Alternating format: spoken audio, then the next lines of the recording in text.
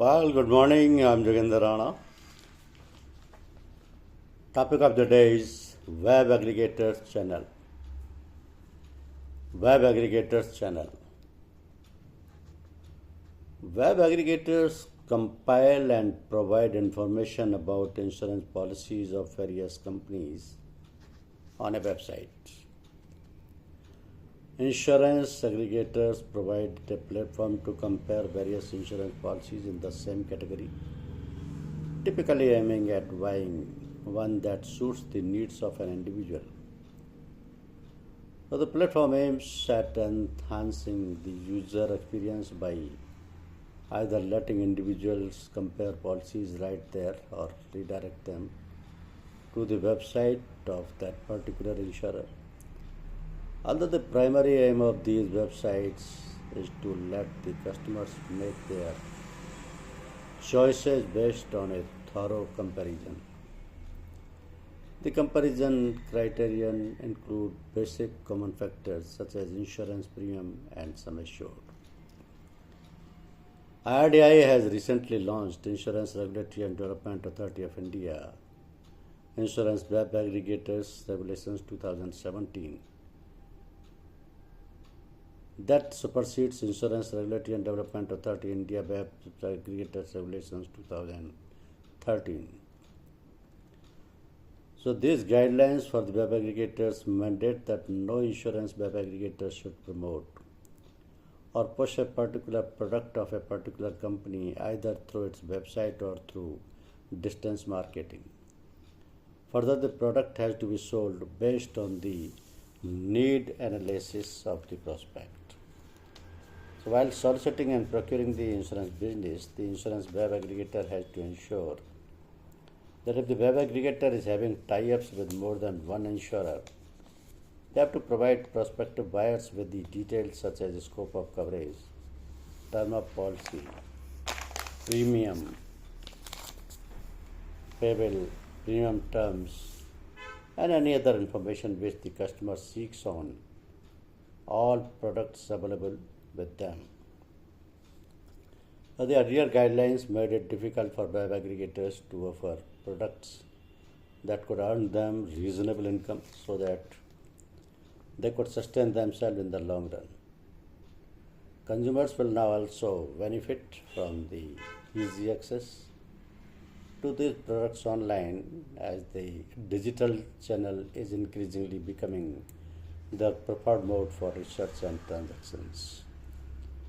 So while soliciting and procuring the insurance business, the insurance web aggregator has to ensure that if the web aggregator is having tie-ups with more than one insurer, they have to provide prospective buyers with the details such as the scope of coverage, term of policy, premium payable, premium terms, and other information which the customer seeks on all products available with them.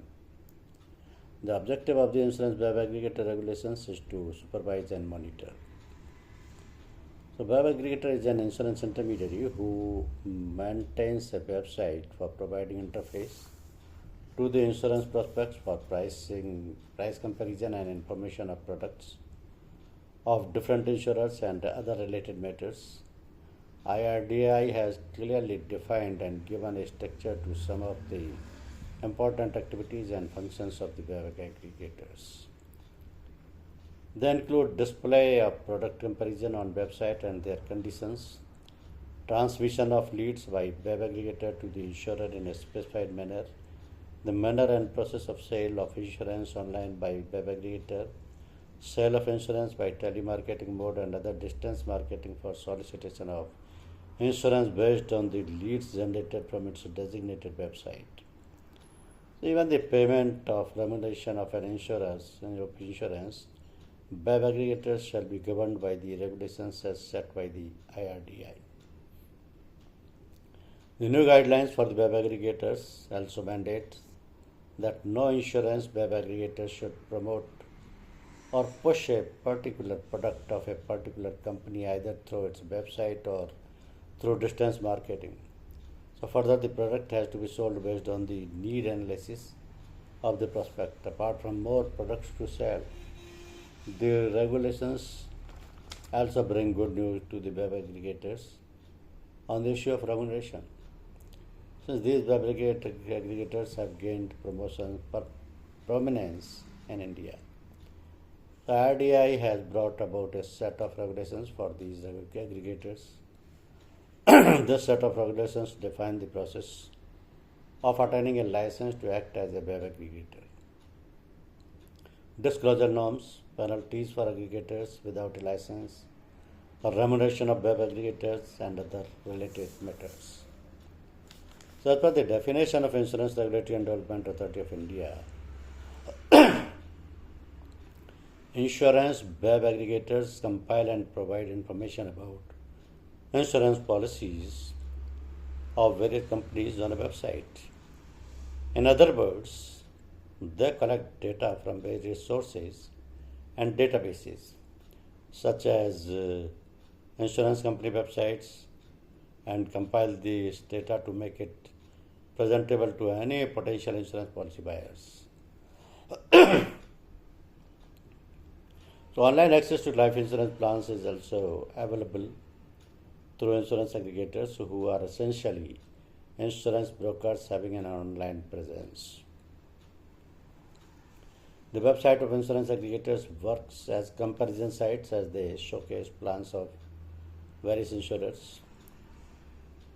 The objective of the insurance web aggregator regulation is to supervise and monitor the web aggregators as an insurance intermediary who maintains a website for providing interface to the insurance prospects for price comparison and information of products of different insurers and other related matters. So, IRD has mandated web aggregators to provide unbiased information of insurance products on different types of policies like whole life insurance, term plan, health insurance, endowment, and annuity on their portals. So, web aggregators currently account for less than 5% of total insurance sales, and the new rules boost greater participation by web aggregators. While the role of web aggregators requires them to facilitate comparison of various insurance policies, by entering into agreement with insurers, it does not include endorsing any particular insurer or advertising a particular insurance policy. So the primary motive should be merely to provide the required justified information to the potential buyer. While performing its duties, an insurance web aggregator has to ensure that no convenience is caused to the customer. So it can act as an insurance broker or solicitor, contacting the potential buyer directly. It may also provide the buyer's contact details to various relevant insurance companies, provided the buyer is made aware of the fact that their contact details are going to be shared with any such insurance company. So, classified as insurance intermediaries, web aggregators are portals that help the customer to compare and buy the insurance products. So they further improve the purchase experiences by either directing customers to the insurer's website or helping them through the sale process. The primary role of these portals is to enable comparison, in the sense they provide a listing of products and showcase comparison on parameters such as eligibility criteria, sum assured, and premium. So, as per rules, web aggregators need to display product pricing that is inclusive of all taxes. Further, the rules prohibit web aggregators from displaying ratings, rankings, endorsements, or best-selling insurance products. They are also to refrain from commenting on insurers on their products at any location in their websites. Web aggregators have played an important role in boosting the online market for several products, such as term plan. Comparison is essential for the customers in the online products, such as term plans, that over 90% of the customers compare and buy them through web aggregators. The idea has clearly defined and given a structure to some of the important activities and functions of web aggregators. They include display of product comparison on websites and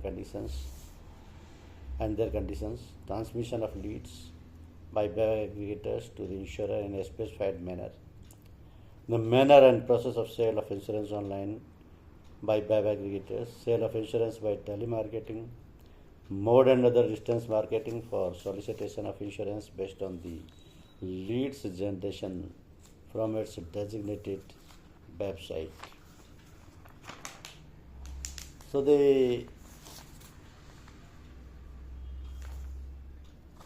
present tense is like this. The Indian insurance regulators in a gazette notification proposed new rules for websites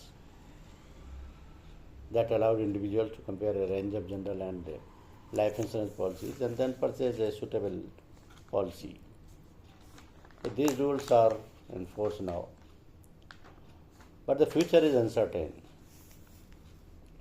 The idea of India has brought in new changes for insurance aggregators, keeping in view the remuneration issues. These companies are now eligible for renewal commissions too. In case of a non-life insurance policy such as motor insurance, health insurance, and home insurance, the e-filing income tax associated with health insurance remains the same, that is under Section 80D of the Income Tax Act 1961. Life insurance policies are still not considered as per the remuneration issue, as these policies are long-term agreements. So insurance aggregators must continue to emerge and offer insurance products effectively directly to customers while coming up the new and inventive services to encourage loyalty and brand retention. So the non-life space for products such as health insurance, motor insurance, and home insurance, it has now been clarified that web aggregators are entitled to renewal commissions as well. However, for life insurance policies, renewal commissions are still not allowed, as they are long-term contracts. So when they sell a life insurance policy, web aggregators are entitled to first-year commission only. General insurance products are annual contracts, and every time the policy is renewed, there is a new policy number assigned to the policyholder. This means that web aggregators are entitled to a renewal commission. But it was a huge grey area, and many insurers interpreted the rules differently.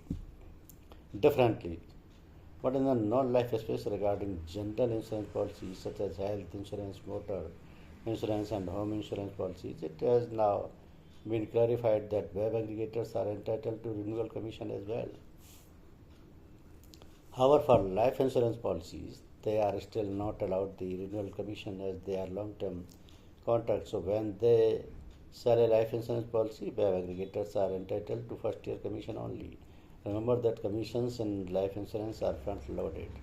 And recently there are changes in commission structures. The IRD has taken good steps in favor of web aggregators. So now the question is, these regulations in that sense have acknowledged these activities and formalized these payments. This, however, will not hike prices. The regulator has acknowledged the role of intermediaries in explaining the online platform. However, as the renewals will continue, will usually be a part of the company's marketing budgets, allowing them is unlikely to result in higher prices for the products. So the web aggregators act as brokers, knowledge providers, solicitors, and telemarketers. The regulator has acknowledged the role of web aggregators in expanding the online platform. However, as the rewards will usually be a part of the company's marketing budgets, allowing them is unlikely to result in higher prices for the products.